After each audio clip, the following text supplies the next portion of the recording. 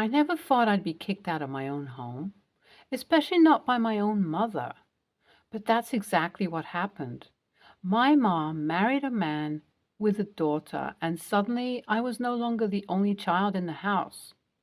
At first, it was fine. I tried to be nice to my stepsister, even though she was younger than me and seemed to have a bit of an attitude. But things quickly went downhill. My mom started paying more attention to my stepsister than to me.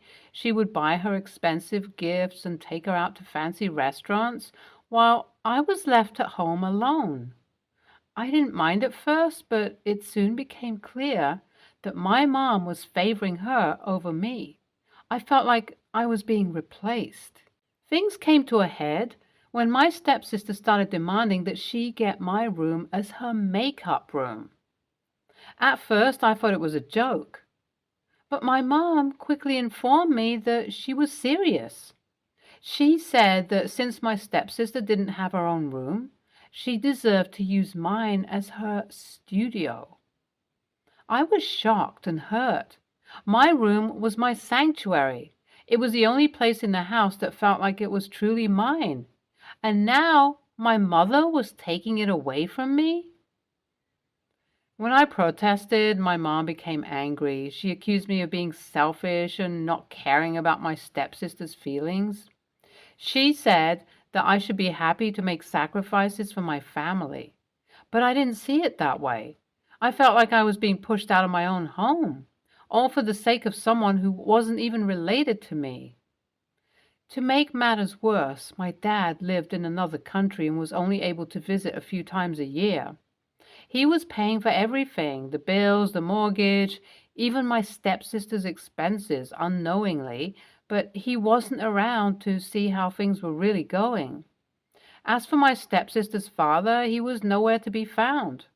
According to my mom, he was a deadbeat drunk who had abandoned them both.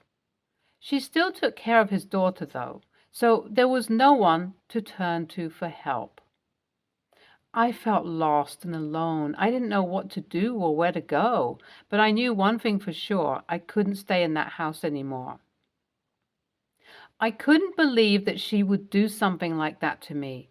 I felt like I was in a nightmare that I couldn't wake up from. I knew I couldn't stay in that house anymore, not with my stepsister taking over my room. So I grabbed a few things and left the house without saying a word to my mom. I didn't know where to go or what to do, but I knew I had to get out of there.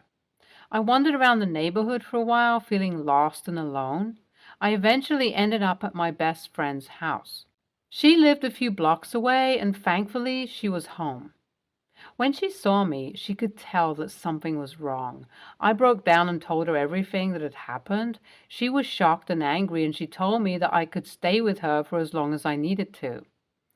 I felt a huge sense of relief knowing that I had somewhere to stay. I stayed at my friend's house for a few days trying to figure out what to do next. That's when I decided to contact my dad. My dad lived in another country, and I hadn't spoken to him in a while. He paid child support and sent money to my mom every month, but we didn't have much of a relationship beyond that. He did visit me when he could, though. I found his phone number and called him. He was surprised to hear from me, but he could tell that something was wrong. I told him everything that had happened, how my mom had kicked me out so that my stepsister could have my room as her makeup room. My dad was furious. He couldn't believe that my mom would do something like that. He told me that he would do whatever it takes to help me and that I could come and live with him if I needed to. I was hesitant at first. I didn't want to leave my friends and my school behind. But as the days went on, I realized that I couldn't go back to that house. I didn't feel safe there anymore. I talked to my dad more and more, and he convinced me that moving to live with him was the best option. He promised to help me with school and to give me a fresh start. But there was a problem. My father lived in another country. I couldn't just pack my bags and move there. So my father came up with a plan. He would speak to my best friend's parents and ask them to let me stay with him for a while. He even offered to pay them to let me stay there. My best friend's parents were kind enough to agree. They said that I could stay with them for as long as I needed to. My father then stopped paying alimony and the rest of the expenses to my mother. When my father stopped paying alimony and the rest of the expenses to my mother, she was furious. She couldn't believe that my father would do this to her. She started calling me constantly, begging me to come back home. At first, I didn't want to answer my mother's calls. I felt like she had abandoned me when I needed her the most. I had never felt so hurt and betrayed in my life.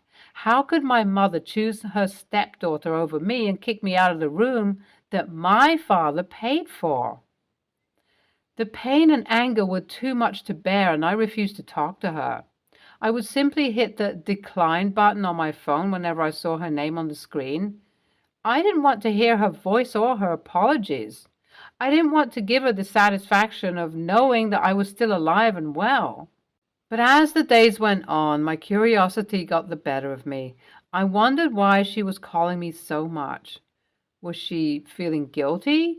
Did she need something from me? Eventually I answered her call, but I made it clear that I didn't want to talk. I don't want to hear it. Her name. I didn't want to call her Mom. Just leave me alone, I said in a cold and distant tone. But she kept talking, apologizing profusely and begging for my forgiveness. I tried to tune her out, but the desperation in her voice was hard to ignore. Finally, I couldn't take it anymore.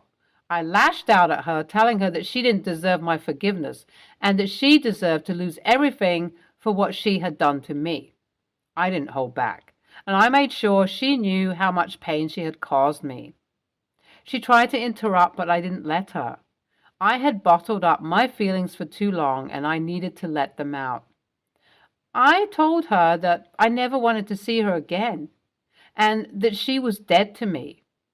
It was harsh, but I didn't care. I felt like she had betrayed me in the worst possible way, and I didn't want anything to do with her. She had made her choice, and now she had to live with the consequences. Despite my harsh words to my mother, she showed up at my best friend's place a few days later, begging for forgiveness. I was taken aback by her sudden appearance and felt a mix of anger and confusion. She pleaded with me to hear her out and listen to her side of the story, but I refused to engage with her. My best friend stood by my side, offering support and comfort, but I could see the discomfort on her face as my mother continued to plead with me. I couldn't believe my mother dared to show up like this after what she had done to me. I felt like she was only coming to me now because she needed something from me, not because she truly cared about repairing our relationship. I refused to be swayed by her emotional appeals and stood my ground, refusing to relent. My mother eventually left, tears streaming down her face, and I felt a sense of relief wash over me. While I couldn't deny that a part of me felt guilty for not giving her a chance to explain herself, I knew that I couldn't trust her after what she had done. It was a difficult decision to make, but I knew that I had to prioritize my own well-being and mental health over trying to mend a broken relationship with someone who had hurt me so deeply over the years. Do you think I'm heartless and a horrible daughter for not helping her out when she needs it? She is my mother, after all. Update 1. 3 months had passed since my mother's last visit, and I had finally started to feel like I was getting my life back on track. I had been focusing on my studies and spending time with friends and trying to move past the hurt and betrayal that my mother had caused. When my father arrived, I was surprised at how much he had changed. He seemed genuinely happy to see me, and he made it clear that he wanted to make up for lost time. He took me out to eat, showed me around the city, and even took me shopping. It felt like I finally had a parent who cared about me and my well-being. As we spent more time together, I started to open up to my father about everything that had happened with my mother. I told him about how she had spent all his money on her stepdaughter and herself instead of me. He didn't try to make excuses for her or defend her actions. Instead, he listened patiently and offered his support. Meanwhile, I heard from a family friend that my mother had lost everything. My father had been sending her money for years, and without this financial support, she couldn't keep up with the payments. She had lost the house and everything else. She didn't even have a job. She lived off of my father's money all these years. I couldn't help but feel a pang of guilt, but I also knew that I couldn't go back to her. My father had paid for everything before, and he was willing to do so again. NTA, OP's ma is trash. NGL. You want to live comfortably? Fine. But don't forget who that money is actually for.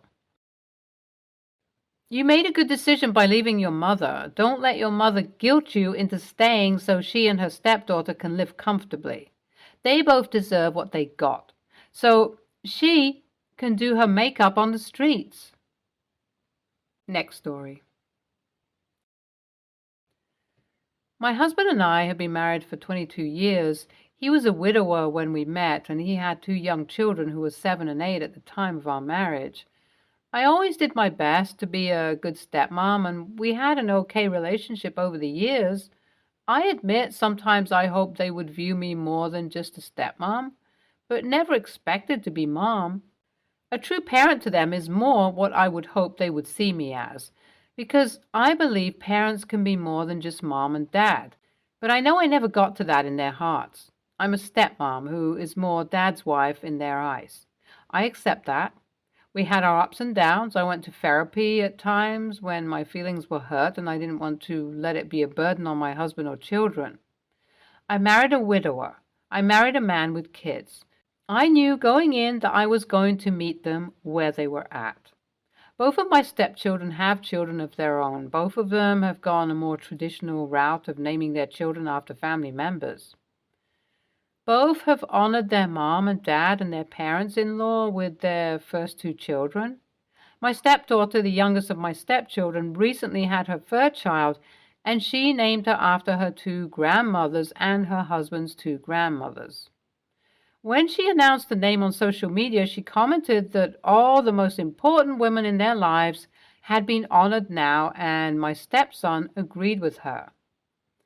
My feelings came up about that, and I spoke to my family about it, just saying how it did sting, though I was still happy for them and glad I got to be in their lives. My husband came home and overheard me. He was angry that I didn't talk to him. He said we're married and I should come to him. I told him I did not feel it fair to bring it up to him because this is not something that can or anyone should attempt to change. He told me it's relevant because they are his children and I am his wife and he should speak to them. I told him that would not help at all. He still seems upset with me and maybe I should have confided in him. But I never wanted him to try and force my stepkids to change how they feel about me. That never works. AITA? NTA. Your husband's reaction confirms your reasons for not wanting to confide in him, because he isn't respecting your feelings and boundaries about your own emotions and wants to charge in with action you don't want him to take. NTA, you're allowed to vent your feelings to whomever you want to or not want to. Telling your husband wouldn't change anything except him going to your stepchildren to tell them how hurt you are. Ultimately, it would have done nothing, because the names are already chosen, and if they were okay with essentially telling people you aren't important to them, I don't think a damn thing was going to make them consider your feelings now or in the future. NTA, you are venting. You get to vent to whomever you want. Men want to fix things. They don't always want to just listen. Proof? He could speak to them. Nope. This was about feelings, not actions. Next story. So I, female 26, own a 3-bedroom, 2-bathroom flat that's near the city center of where I live. It's really convenient as it's only a 10-minute commute to where I work in the car, and I can walk to the city in 15 minutes. Now, my coworker, female 28, just went through a nasty breakup, and because she was living in her boyfriend's house, had to move out when they broke up. We were getting lunch at work, and I could tell she was upset. So I asked what was wrong, and she explained what had happened and was extremely upset that she didn't know where she was going to go, as her parents live over 2 hours away. So I offered her and her 3 female child a place to stay, just until she got back on her feet and found somewhere to live. She was extremely grateful, and everything was great to start with. I didn't make her pay rent as I own my flat. My parents bought it for me as a 20th birthday present. And I know with the cost of living crisis that times are hard. We made an agreement that we would go 60-40 on food and utilities, as there's two of them, and only one of me, and she was completely happy with this agreement. Now it's been 7 months since she moved in, and things have got a bit rocky. She's been behind on bills for 3 months and keeps saying that she's struggling as she's been taking less hours at work, as she's finding it difficult to find childcare that doesn't cost an arm and a leg, and her ex pretty much has been MIA, and it works out cheaper for her to work less and put her child in nursery 3 days a week instead of 5. And whilst I can afford to pay for all of the bills as I have a higher paying position at work and more hours, I don't want to be taken advantage of. I don't mind helping her out or spotting her or some money, which I have done in the past. I feel as though she has no incentive to pay bills any time soon either. It gets worse. She's now taken to wanting to get out of the house and meet up with some of her friends regularly, 2 to 3 times a week, and expects me to watch her child. I have nothing against her child. I love her, and she's a good kid, but I'm being treated as an unpaid babysitter on the weekends and some weeknights. I put my foot down 3 weeks ago and said that if she doesn't pay me at least half of the 3 months' bills that she owes me by Thursday, that her and her child would have to leave my house and find somewhere else. Well, there was no payment, so when I got home from work, I took all her stuff, boxed it up, and when she got home from picking her child up, told her to get out. However, I went into work today and my other coworker said that she's been going around telling people I'm malicious, making her and her child homeless because we had a petty argument. So now I got the whole office on my ass. I really don't care about the bills she owes anyone, but I don't appreciate the fact that she's going around trashing me. Was I unreasonable in kicking her out? Edit. Thank you all so much for the advice. I especially appreciate the people calling me an a-hole for the legal proceedings side. I mean that genuinely because I didn't even think about that. I'm going to give her an official eviction notice using a Section 8 notice, so I filled in all of the paperwork and I'm waiting for it to be approved, which allows between 2 weeks and 3 months eviction notice. In addition, I do think I worded a payment I expected from her wrong. I asked her just over 3 weeks ago to pay and expected payment last Thursday, so she had 3 weeks to get the money. Not under one sorry for the confusion. Also, I've gone into work today and tried to just stay out of the drama. I have plenty of friends at work that know the actual story to compare to the ones that have been told and fabricated. I'm going to wait until she's been evicted or left my flat completely and then go to HR if I still feel as though it's a hostile working environment, or if I still care about anyone at that point, because I may just get bored or people may just get over it, just as I don't want to get into a legal web of confusion. Thank you all so much. NTA, tell your coworker that they are unaware of the truth and you will not reveal your personal issues. I would go to HR and explain that this woman is creating a hostile working environment for you and you want to stop it. NTA, this goes into the no good deed goes unpunished category. It sucks for her that you want her out, but she's not your responsibility. Her child is not your responsibility. She has parents she can go to. She clearly has other friends since she goes out with them. Not sure of the laws where you're at. In some places, you'd have to legally evict her. In any case, the results would be the same. Stay out of the gossip at work. It sounds like you have. If she disrupts your ability to work, make it a management issue. NTA, she was using you for everything she could. She should have been able to save since you let her stay for basically free. She took this as time to cut back her hours, go out partying more since she had someone to cover all the bills and watch the kids. Free ride. She's a habitual smooch. Probably why the boyfriend got tired of her crap as well. Stay tuned for more stories from our girl relationships.